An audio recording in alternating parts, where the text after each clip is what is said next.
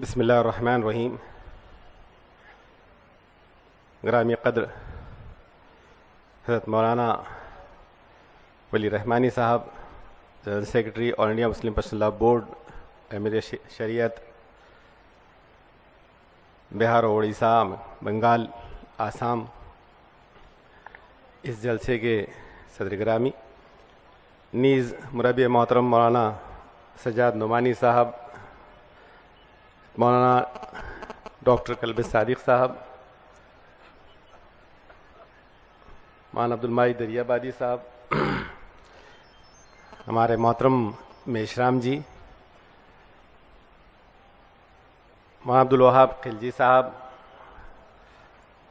मौलाना उमरैन महफूज रहमानी साहब, स्वामी कोनेश्वर जी, कारी शरीफ साहब, क्रिश्चियन कम्युनिटी से हमारे यूथ लीडर्स और सभी स्टेज पर विराजमान उलमाए कराम, बुज़ुर्गों और सामीन में हम सब की हिम्मत बढ़ाने वाली मिल्लत की ये अजीम शिरकत, हम आप सब का शुक्रिया अदा करते हैं। क़ब्ल इसके कि मैं मौलाना वली रहमानी साहब के इस इनिशिएटिव की तरफ आऊँ, पिछले दिनों भिवंडी में भी शिरकत का मौका मिला और उससे पहले अब्दुल सत्तार शेख साहब अलील थे, तो अब्दुल सत्तार शेख साहब की क़यादत का ही मौका मिला, तो मैं यहाँ उनके हक़ में कुछ ताज़ियती कलमात, उनकी मग़फ़िरत और अल्लाह से उनके हक़ में वसअतों की दुआ करते हुए इस एहसास से अपनी बात शुरू करता हूँ कि मौलाना वली रहमानी साहब के बोर्ड में जनरल सेक्रेटरी के मनसब पर आने के बाद से कुछ पहले से ही बोर्ड का ये जो अप्रोच हमारे सामने आया है, मैं कम से कम उसके लिए तहे दिल से बोर्ड का मशकूर हूँ, खुसूसन मौलाना का, इसलिए कि इससे पहले की मुहिम वो इशूज़ पर चलाई गई जो मुसलमानों के इशू कम थे और देश के इशू ज़्यादा थे। डायरेक्ट टैक्स का इशू हो, आरटी का इशू हो या वफ़ का इशू हो, और अब उसके बाद आज हम दीन की कम दस्तूर की बात ज़्यादा कर रहे हैं, इसलिए कि हम सब यकीन रखते हैं बैसियत मुसलमान के कि दीन का मुहाफ़िज़ अल्लाह है, और इंशाअल्लाह हम सब इसी तरह यकसू हुए तो इंशाअल्लाह उसका बेड़ा पार है। लेकिन ये दस्तूर जिससे कि मुल्क बंधा है, ये सिंगल मुस्लिम कम्युनिटी का इशू नहीं है, बल्कि ये देश का इशू है, इसलिए कि हमारा देश इसी दस्तूर से बंधा है। इस दस्तूर से जो भी खिलवाड़ करता है, नारे उसके चाहे कितने देश प्रेम के हों, राष्ट्रीय अखंडता के हों, लेकिन ये देश प्रेम नहीं है, ये देशभक्ति नहीं है, बल्कि ये देश का इस्तेसाल है, शोषण है। जो कोई माहौल, जैसा कुछ माहौल आज बर्पा किया गया, वो मजबूर करता है, उसने मजबूर किया बोर्ड को कि वो इनिशिएटिव ले, और मैं जिस कंसर्न के साथ बात को रखना चाहता हूं उसका तज़किरा ज़रूर करूं कि अगर इसी एहसास के साथ जिस तरीके से आज हमारी मिल्लत जमा है, मौलाना की आवाज़ पर जमा है, अगर ऐसी उस पर जमा हो जाए इश्यूज़ पर जो हमारे मुल्क के इश्यूज़ हैं, जो हमारे देश के इश्यूज़ हैं, तो मेशराम जी जानते हैं कि फिर हम अक़लियत में नहीं हैं, फिर हम अक़लियत में नहीं है, फिर हम अक्सरियत में हैं। ये देश आला ज़ातों की अक्सरियत नहीं रखता। अब ये देश की खुशनसीबी है या कम नसीबी कि इसमें कास्ट बहुत मैटर करती है, और यहां पर ओबीसीज अगर 41%, बीसीज अगर 20%, माइनॉरिटीज 20%, एसटीज अराउंड 8%, तो 85% से ज्यादा हो जाते हैं बैकवर्ड्स। इसीलिए हमारे वो साथी कह रहे थे कि देश मूल निवासियों का है, यहां की बहुत भारी अक्सरियत मूल निवासी है, और अगर 85% आप हैं तो आप अकलियत में नहीं हैं। अगर आप इंसाफ के अलंबरदार बनते हैं, अगर आप हक के अलंबरदार बनते हैं, जो हमारे अपने दीन का तकाजा है, हमारी जिम्मेदारी है, इस एहसास के साथ कि ये जो सोशल कंसर्न है, ये जो समाज का एहसास है, ये जो मुल्क का एहसास है कि ये मुल्क हमारा है, हम इसको बिखरने, इसको टूटने नहीं देंगे। इस हवाले से ये इजलास काबिल मुबारकबाद है। और जो ताकतें इख्तिदार के नशे में चूर जिस तरीके की हरकतें कर रही हैं, जिसका जिक्र अभी आया कि वो आवाज को दबाना चाहते हैं जमहूरियत में, चाहे वो गोविंद पानसरे की बात हो या बेलगी की बात हो, या निखिल को दी गई धमकी हो, या जेएनयू के नाम पर की जाने वाली धांधली हो। जेएनयू के बारे में सोली सोराब जी, कॉलिंस, सब लोग कह चुके कि नारे लगाना सेडिशन का हामिल नहीं करदाना जा सकता। अगर जेएनयू के स्टूडेंट्स कश्मीर के हवाले से नारे लगाते हैं, जो नारे लगाए हैं, हम उससे कन्विंस नहीं हैं। हम वो जिंदा मुर्दाबाद मुर्दाबाद की मजम्मत करते हैं, कंडेम करते हैं, लेकिन ये पूछना चाहते हैं बीजेपी से कि जिस कश्मीर के हवाले से नारे लगे थे, वो नारे लगाने वाली पीडीपी भी है।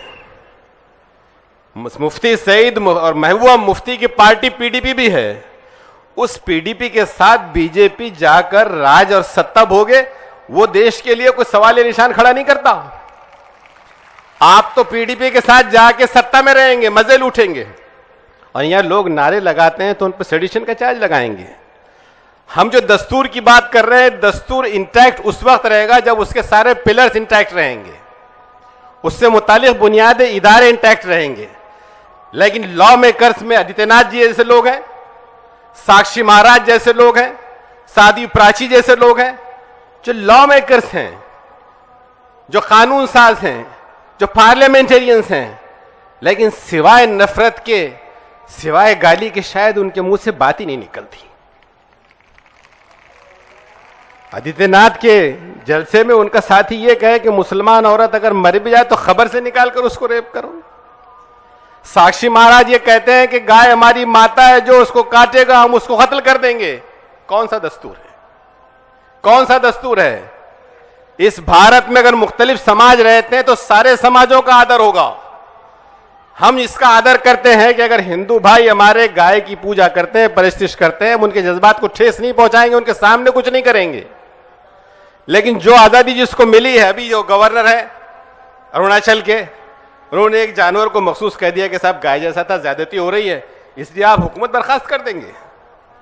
आसाम का गवर्नर ये कहने लगे कि साहब हिंदू अगर आते हैं तो फिर हम वो शरणार्थी ही नहीं बल्कि इस देश के वासी हैं, और मुसलमान जो है जाना चाहते हैं तो चले जाएं। गवर्नर बोलता है, और सिर्फ गवर्नर नहीं बोलता बल्कि ये चलकर आगे चलकर बोलते हैं कि सब ये सारा कानून जो इस देश में धर्म की, जबान की, अकीदे की सारी आजादी को बुनियादी हुकूक के तहत माना गया है, लेकिन कन्वर्जन पर पाबंदी, गाय पर के गोश्त पर पाबंदी, बल्कि इतना ही नहीं बल्कि टिफिन में क्या है इसको आप साबित कीजिए। अखलाक के साथ ही नहीं होगा, ट्रेन में जाने वाले के साथ भी होगा। तो ये जो धांधली है, आप तो आए थे सबका साथ सबका विकास के नाम पर, लेकिन विकास रह गया एक तरफ, महंगाई बढ़ती चली जा रही है। आप जवाब नहीं देना चाहते। जेएनयू के नाम पर मीडिया बहस करता है तो ये उसके लिए ग्लोरिफिकेशन जो होता है, वो ग्लोरिफिकेशन इस एहसास के साथ होता है कि सब जवान मर रहे हैं, सियाचिन में लोग मर गए, नौजवान मर गए, हमको दुख है। मरने वालों में तन्हा पवन कुमार नहीं है, उसमें भी मुसलमान है। कारगिल में भी मुसलमान मरा था। अगरचे कि आप फौज में बहुत कम लोगों को लेते हैं, लेकिन जहां जब जब जरूरत पड़ी मुसलमानों ने अपना खून दिया है, खून दिया है। आज आप जो है बेवकूफ बना रहे हैं मुल्क को, और जवानों के नाम पर ग्लोरीफाई कर रहे हैं, किसानों की बात नहीं करते। हमारे जवान शहीद हुए, एक जवान की भी है, जान की बहुत अहमियत है, लेकिन जान तो किसान की भी है ना। कितने जवान मरे और उनके मुकाबले में कितने किसान मरे, ये मरने वाले किसान तो कोई मुसलमान नहीं है, इल्ला माशाअल्लाह। ये मरने वाला तो अक्सरियती समाज का, हिंदू समाज का किसान है। इस किसान को वो देश का नुकसान नहीं समझते। वो जिस चीज को पेश कर रहे हैं वो धांधली है। कोर्ट में वकला खड़े होते हैं और तिरंगा इसलिए लेकर खड़े रहते हैं कि उसका डंडा इस्तेमाल करेंगे।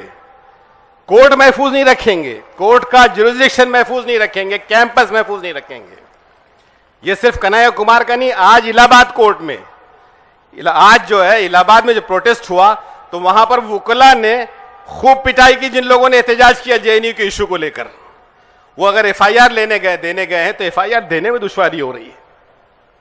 तो आप देना चाहते हैं मुल्क को, अगर लॉ मेकर्स इंटैक्ट नहीं रहेंगे, जुडिशरी इंटैक्ट नहीं रहेगी, पुलिस मुस्तैद नहीं रहेगी और आप इस तरीके से पार्लियामेंट चलाएंगे तो आप विकास नहीं कर सकते, नाश कर सकते हैं, विनाश कर सकते हैं। और इसी विनाश को बर्दाश्त नहीं करते हुए जिस एहसास के साथ बात शुरू हुई है, वो इस एहसास के साथ शुरू हुई है कि हम भी इस मुल्क के बाशिंदे हैं। और जैसा शुरू में बात कही गई कि अगर हमको यहाँ नहीं रहना होता तो हमको तो ऑप्शन था कि हम कहीं चले जाते हैं, लेकिन यहाँ दुनिया की दूसरी बड़ी अक्सरियत है मुसलमान और इरादे से रह रहा है और रहेगा इंशाअल्लाह। इसको कोई निकाल सका ना निकाल सकेगा। हम ये कहते हैं कि मोदी जी आप गुजरात खाली नहीं करा सके तो भारत क्या खाली कराएंगे। हम यहां कल भी थे, आज भी हैं, कल भी रहेंगे इंशाअल्लाह। लेकिन जिस एहसास के साथ रहना चाहते हैं वो इसी एहसास के साथ रहना चाहते हैं। मैं अपने भाइयों से ये रिक्वेस्ट करते हुए अपनी जगह लूँगा कि हम अपने दीन को अगर समझें तो जितना फसाद है, इस फसाद के खात्मे की जिम्मेदारी हम पर आयद होती है। और हम पर आयद होती है तो हमने कभी अक़लियत होने के एहसास को अपने आसपास फटकने नहीं दिया। जैसा कहा गया है कि 313,000 की परवाह नहीं करते। इस हमारी तारीख है कि अगर तारीख उंदलुस जाता है तो 12,000 की फौज के साथ जाता है, 1 लाख से मुकाबला होता है, दोपहर में कश्तियां जलाता है और शाम में टलोडो के महल में रहता है और स्पेन पर सदियों हुकूमत करता है। तो हम इस अक़लियत के एहसास से निकलें और इस एहसास के साथ आएँ कि अगर हमने इंसाफ का, हक़ परस्ती का अलम बुलंद किया तो हमारे साथ वो सारी क़ुव्वत होगी जो आज स्टेज पर नज़र ज़्यादा आ रही है, मेश्राम जी हों या स्वामी जी हों या और हमारी दीगर लीडरान हो। ये सब क़ुव्वत बनती है तो देश बनेगा। और वो क्या विकास करेंगे, हम अपना विकास खुद करेंगे और बताएंगे कि देश कैसे विकसित होता है। इन्हीं एहसास के साथ मैं बोर्ड के मुंतज़मीन का और सभी का शुक्रिया अदा करता हूँ और इस उम्मीद के साथ कि ये इजलास एक टोकनिज़म का वक्ती नहीं बल्कि इस लड़ाई का आगाज़ होगा और इंसाफ की लड़ाई का आगाज़ मिल्लत अपने इक़दाम से करेगी और इंशाअल्लाह इज़्ज़त व शौकत को अपने हाथों से अंजाम देगी। शुक्रिया, खुदा हाफ़िज़।